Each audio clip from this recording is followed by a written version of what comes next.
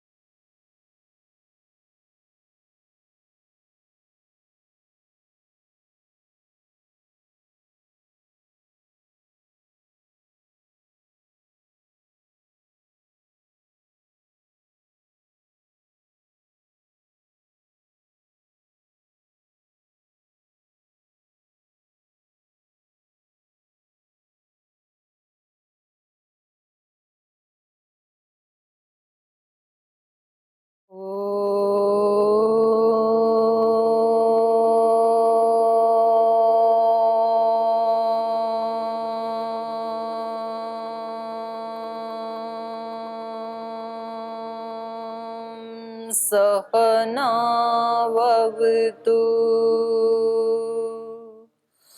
सहनौ भुनक्तु सह वीर्यं करवावहै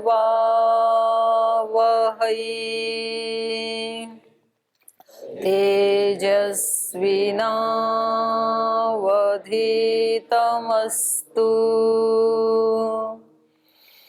मा विद्विषावहै। ॐ व्रतानां व्रतपति व्रतं चरिष्यामि तच्छकेयं तन्मे राध्यताम्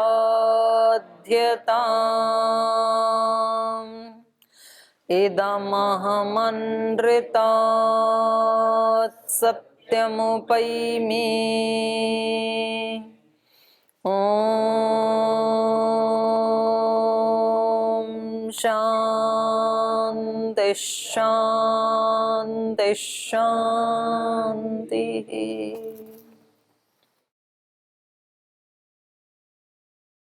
एकोनविंश सर्ग अयोध्या कांड का हम पढ़ रहे हैं और इसमें श्री राम माता कौशल्या को और लक्ष्मण जी को समझा रहे हैं। पहले तो उन्होंने माता को समझाया कि आप मुझे आशीर्वाद दें,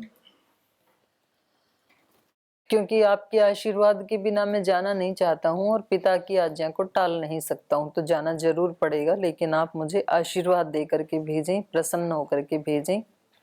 और फिर लक्ष्मण को बताते हैं कि आप तो सत्य के और शांति के रहस्य को जानते हैं। चलो, मेरी माता को तो बहुत ज्यादा दुख है इसके ऊपर, तो वो तो सत्य प्रतिज्ञा जो महाराज अपनी पूरी करना चाहते हैं उसके रहस्य को नहीं समझ पा रही हैं। लेकिन आप तो समझते हैं, आपको तो पता है हमारे कुल में सत्य को सर्वोपरि रखा जाता है, बाकी सब चीजें सेकेंडरी होती हैं। तो पिता सत्य का पालन करने के लिए यदि इतना बड़ा दुख अपने सर पे ले रहे हैं, क्योंकि उनको भी दुख है मेरे जाने से, तो आपको तो कम से कम ऐसे भला बुरा नहीं कहना चाहिए। आप तो शांति के, सत्य के महत्व को जानते हैं। तो ये लक्ष्मण जी को बता रहे हैं। आगे उनका ये जारी रहेगा। माता को और लक्ष्मण को ही ज्यादा उपदेश देंगे, माँ को ज्यादा उपदेश नहीं देते हैं। तो इसमें आपका पीछे से कुछ पूछना हो तो पहले पूछ लीजिए, फिर आगे चलेंगे। कोई प्रश्न है किसी का? ओम दीदी जी। जैसे माता उनके वियोग में बोल रही थी कि खाना छोड़ दूंगी या तमाम चीज़ें कह रही थी, तो और बाकी दो माता हैं उनको भी तो दुख होना चाहिए ना। कौन सी बाकी माताएं? जैसे एक तो पहुंचा कौशल्या रही हैं, माता हैं? एक तो 3 माताएं हैं कौशल्या ना। माता कह रही है ना? जी जी। तो एक बाकी को किन को दुख होना चाहिए? जैसे एक तो वनवास पहुंचा रही हैं, हाँ, सुमित्रा जी कई भी हैं। कई कई माता। जी जी। एक सुमित्रा जी हैं, एक कौशल्या जी हैं। तो उनको वर्णन तो कहीं आया ही नहीं है, तो तीसरी माता। आएगा ना, थोड़ा तो धैर्य रखो, सबकी एंट्री होगी। 2 की तो हो ही गई, जी दीदी।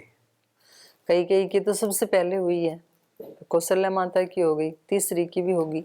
तो जो बहनें या माताएं होती हैं, तो उनका जीवन पूरा दुख में भरा होता है। दुख भरा अक्सर देखते हैं, है? अक्सर देखते हैं हम, किससे भरा होता है? दुख से भरा होता है अक्सर। अच्छा। हम्म। जन्म से लेकर के लोग बेटी को थोड़ी कम शिक्षा देते हैं, अक्सर हमने देखा। घर से निकलना, तमाम चीज़ें ऐसी बंधन होते अक्सर हैं। आपको ये नहीं दिख रहा कि ये किसी की बेटी इतने बेटों को शिक्षा दे रही है? ये प्रत्यक्ष नहीं दिख रहा आपको?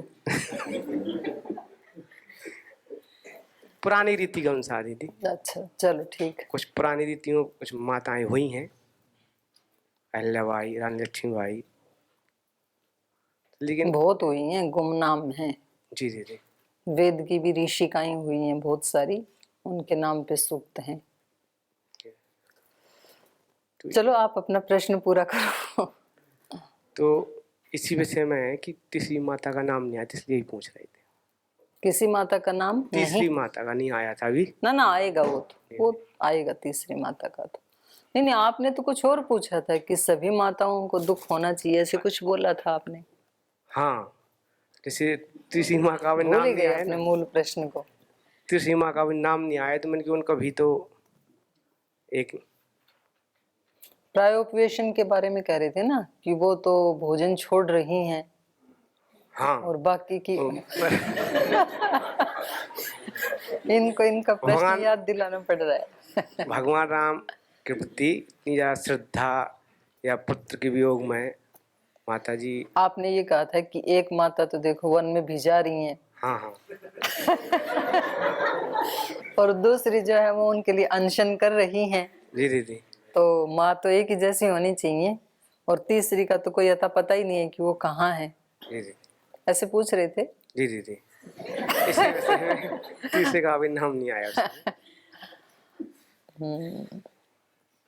तो ऐसा मेरे एक मानना है दीदी, जैसे पिताजी थे, राजा थे, बहुत बड़े राजा थे।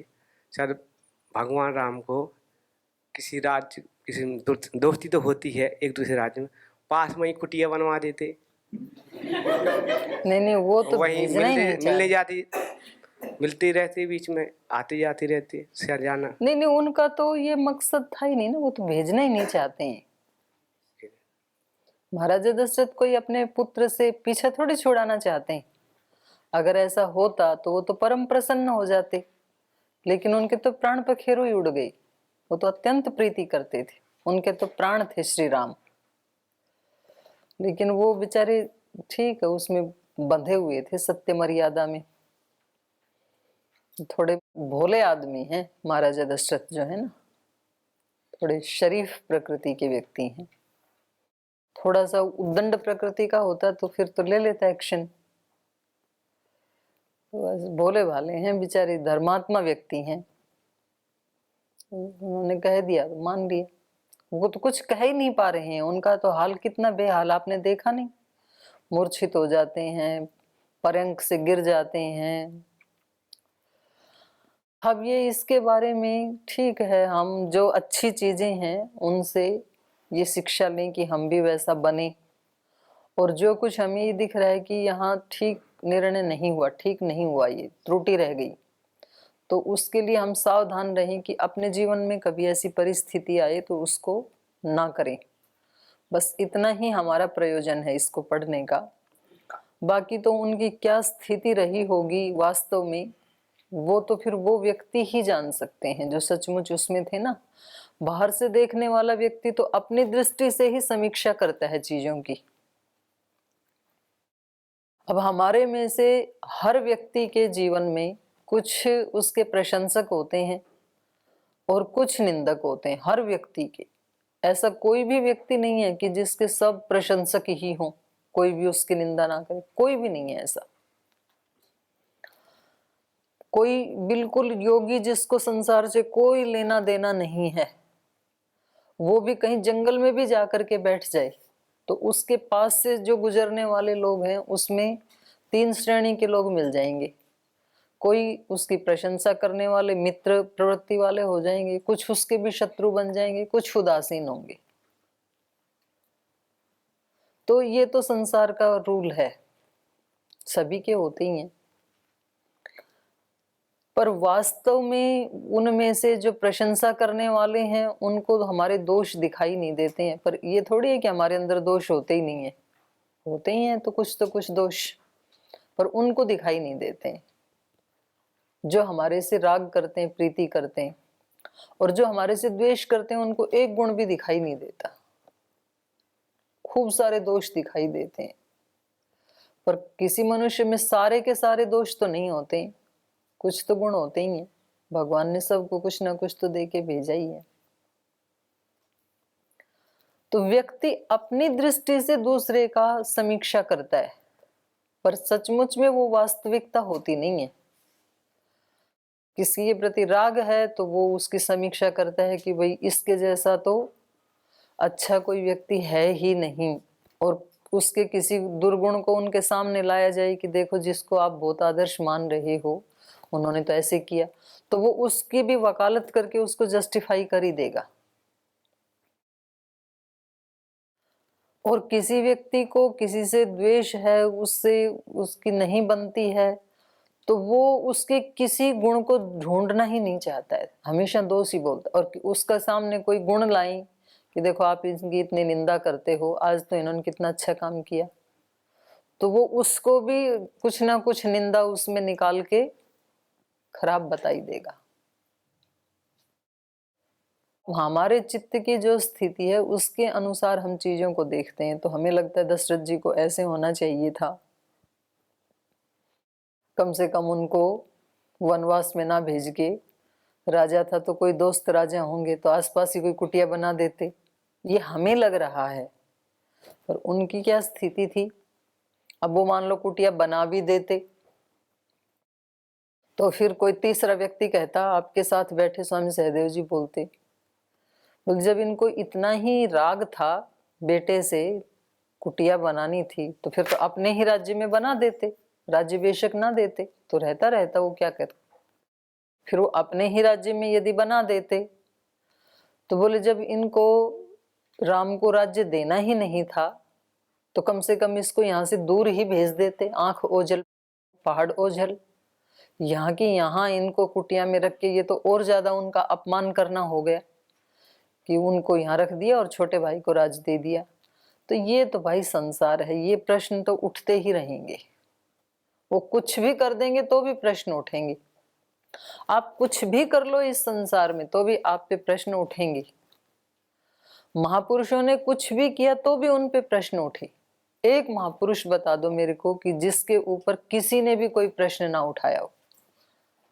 राम से लेकर माता सीता से लेकर योगेश्वर कृष्ण से लेकर महर्षि दयानंद से लेकर भगवान महावीर, भगवान बुद्ध, गुरु नानक देव, स्वामी विवेकानंद, किसी भी महापुरुष को कुछ ना कुछ तो मिल जाते हैं उनके जीवन में।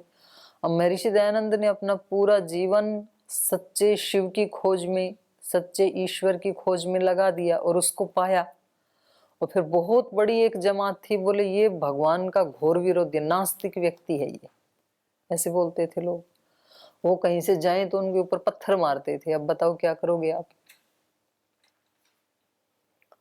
और कितनी बार जहर पिलाया, तो जहर कोई प्रीति पूर्वक तो पिलाया नहीं जाता है किसी को, द्वेष रखने वालों ने तो पिलाया, ठीक है वो अपनी योगिक क्रिया से उसको वमन करके निकाल देते थे।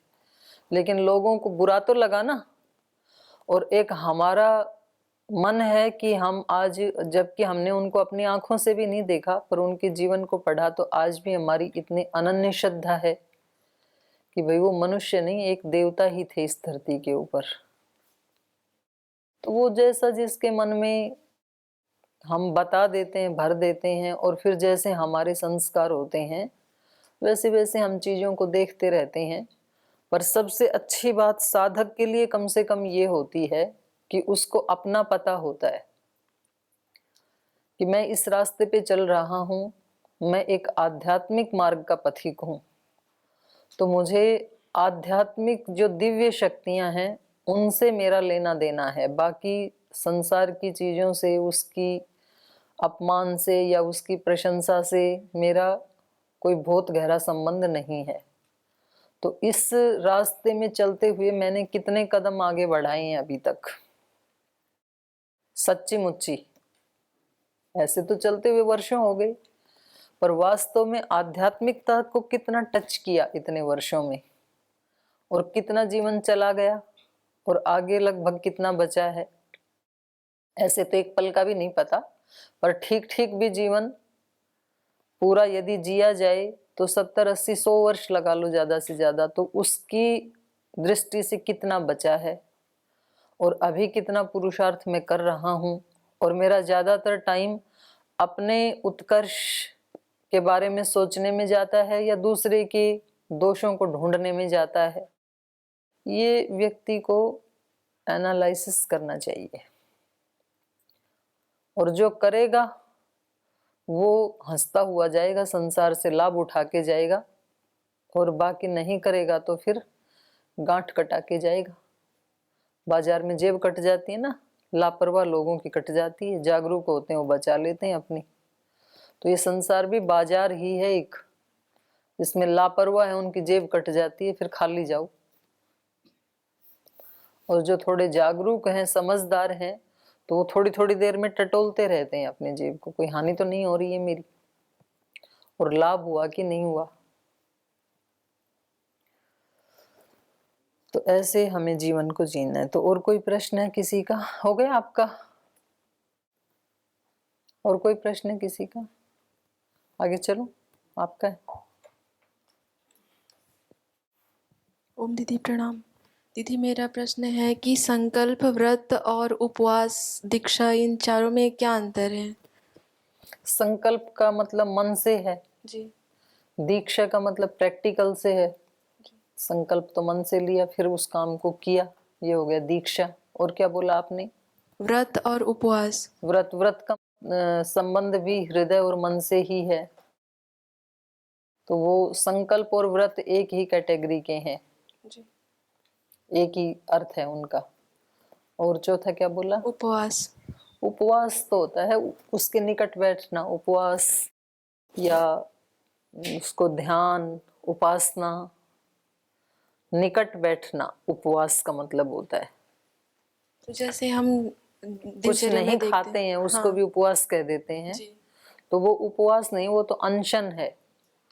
अशन नहीं किया जिसमें, वो अनशन हो गया। तो जैसे और कहते वो हैं न कि खा आज करके मेरा उपवास है, मैंने कुछ खाया नहीं, कहते हैं, तो वो उपवास नहीं अनशन होता है। वो रूढ़ हो गया ना। जी। वो तो मतलब खाना न खाना, तो वो रूढ़ हो गया। उसको व्रत भी कह देते हैं लोग, आज मेरा व्रत है ऐसे भी बोलते हैं, आज मेरा उपवास है ऐसे भी बोलते हैं। तो इसलिए बोलते हैं कि खाना जब नहीं खाते हैं, इंद्रियों को आहार नहीं देते हैं, तो इंद्रियां थोड़ी शांत हो जाती हैं। उनको बहुत ज्यादा आहार देते हैं तो फिर वो थोड़ी उद्दंड हो जाती हैं, राजसिक प्रवृत्ति से युक्त, रजोगुण से युक्त हो जाती हैं इंद्रियां। और उसमें भी फिर जैसा आहार दिया जाए उससे युक्त हो जाती हैं। राजसिक आहार दिया जाए तो रजोगुण से युक्त, तामसिक दिया जाए तो तमोगुण से युक्त, और सात्विक आहार कम मात्रा में दिया जाए तो सत्वगुण से युक्त। जैसे रस आदि, उपवास में, व्रत में रस, फल, जूस, ऐसी चीजें ली जाती हैं। तो सात्विक जब जब भी व्यक्ति होगा तो फिर वो भगवान की तरफ जाएगा, तो वो ऑटोमेटिक ही उपवास हो जाता है। भगवान के पास बैठना अर्थात ध्यान आदि में बैठना, उपासना करना, वो हो जाएगा जब आपकी सात्विक प्रवृत्ति प्रबल होगी तब। तो इसलिए उसको फिर उपवास ही कह देते हैं और उसको व्रत ही कह देते हैं। व्रत तो अहिंसा आदि है ना, तो उसमें योग दर्शन में बता ही दिया, अहिंसा, सत्यस्ते, ब्रह्मचर्य, परिग्रह, यमा। और उससे अगला नहीं, जाति देश काल समय अनवच्छिन्न सार्वभौमा, महाव्रत कहा उनको। तो व्रत तो ये ही है जो सब जगह पालन करने योग्य, अहिंसा आदि। तो जब जब आप सात्विक होंगे तो आप सहज रूप से ही आप अहिंसक भी होंगे, आप सत्य प्रिय भी होंगे, आप संयमी भी होंगे, ब्रह्मचर्य में स्थित भी होंगे। ये चीजें, ये हमारा स्वभाव है। श्री राम का जो जीवन है वो प्रत्येक आत्मा का वही स्वभाव है। वो ढका हुआ है, लेकिन बस हर व्यक्ति का वही स्वभाव जो श्री राम का है। उन्होंने जो उसके सामने पर्दा था उसको उद्घाटित कर दिया, तो अपना उनका स्वरूप, आत्मा का स्वरूप अभिव्यक्त हो गया वहां पर, इसलिए वो भगवान कहलाते हैं। हमने उसको हटाया नहीं, बल्कि हम और ज्यादा लेयर चढ़ा रहे हैं दिन प्रतिदिन उसके ऊपर, तो इसलिए हम सामान्य मनुष्य रह जाते हैं। तो वो हमारा स्वभाव है, तो स्वाभाविक रूप से उन व्रतों का पालन होता है, उपवास होता है, जब हम रजोगुण तमोगुण से मुक्त होते हैं तब। तो एक ही अर्थ को कहते हैं।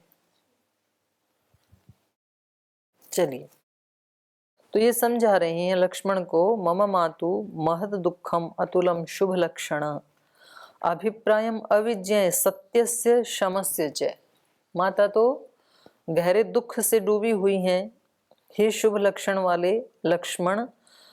माता तो सत्य से अभिप्रायम अविज्ञाय, वो सत्य के अभिप्राय को उतना नहीं जानती है जितना महाराजा दशरथ जानते हैं। तो उसको न जानते हुए वो दुखी हो रही हैं। और शमस्य अभिप्रायम अविज्ञाय, और समता में रहने के अभिप्राय को भी उतना उन्होंने नहीं जाना है जितना हम जानते हैं, आप जानते हैं। तो माता जी तो दुखी हो रही हैं, वो तो ठीक है, लेकिन आप इस तरह से व्यवहार क्यों कर रहे हैं, ऐसा उन्होंने कहा। धर्मो हि परमो लोके धर्मे सत्यम प्रतिष्ठितम धर्म संश्रितम एतच्च पितुर्वचनम उत्तमम संश्रुत्य पितुर्वाक्यम मातुर्वा ब्राह्मणस्य वा न कर्तव्यम वृथा वीर धर्मम आश्रित्य तिष्ठता सोहम न सक्षामि पितुर्नियोगमतिवर्तितुम् पितुर्हि वचनाद्वीर कैकेय्याहं प्रचोदितः तदेनां विसृजनार्यां क्षत्रम् आश्रितां मतिं धर्मम् आश्रयमातीक्ष्णं मदबुद्धिरनुगम्यताम्। तो लक्ष्मण को कह रहे हैं श्री राम, धर्मो ही परमो लोके, लोके इस लोक में, धर्मो ही परमः, धर्म ही सबसे श्रेष्ठ है, धर्म का आचरण करना चाहिए।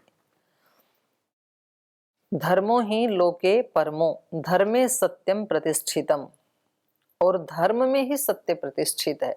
धर्म सबसे ऊपर है और सत्य क्योंकि धर्म का एक पार्ट है, इसलिए सत्य धर्म में ही प्रतिष्ठित है। धर्म संश्रितम एतच्च पितुर्वचनम अनुत्तमम, उत्तमम अनुत्तमम एक ही बात है। तो पिता की आज्ञा भी धर्म ही है अपने आप में। पितुर्वचनम उत्तमम धर्म संश्रितम एतच्च, ये जो पिता की आज्ञा है ये भी धर्म में संश्रित है। तो जो जो चीजें धर्म में आश्रित हैं उन सब का पालन करना ये सबसे परम कर्तव्य है व्यक्ति का, क्योंकि धर्मो ही परमो लोक, लोक में धर्म ही सबसे ऊपर है। तो अब धर्म में, धर्म तो एक शब्द हो गया, और धर्म के अंतर्गत समाहित होने वाले छोटे छोटे छोटे छोटे फिर बहुत सारे अच्छे कर्तव्य कर्म हैं। अब एक व्यक्ति के लिए, जैसे ब्रह्मचारी के लिए अलग प्रकार के धर्म हैं, गृहस्थ के लिए अलग हैं धर्म, मतलब उसके छोटे छोटे जो विभाग हैं वो, और ऐसे सन्यासी के लिए अलग, वानप्रस्थी के लिए अलग, फिर अलग अलग परिस्थितियों में धर्म अलग होते हैं। तो उन सब का पालन करना, माने हर परिस्थिति में जब भी हमें ये लगे कि मैं ये करूं या ये करूं, क्या करूं, तो उस समय हमें किसको चुनना चाहिए? धर्म जो कह रहा है उसको चुनना चाहिए। अब इनके लिए ये स्थिति है कि मैं राज्य का पालन करूं या वन में जाऊं, क्या करूं दोनों में से? तो धर्म क्या कह रहा है? धर्म तो कह रहा है पिता की आज्ञा का पालन करना चाहिए।